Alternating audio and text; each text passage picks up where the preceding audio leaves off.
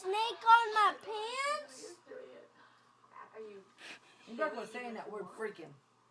I'm still saying it.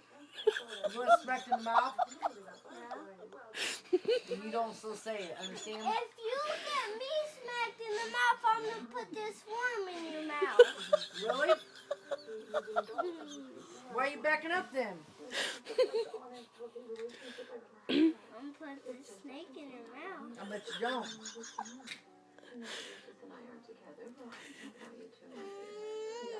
Mom, leave him alone. Don't. Alright then, quit screaming. Did you pee your pants? No. No. Pick him up. No. Don't! I'm sliding him down. Can I slide him down from there? Look, he's going down on his own, look. Slide him down, Nene. When we slide him down. No, Mommy does. I don't care. He doesn't bite anyways because he don't have a tongue.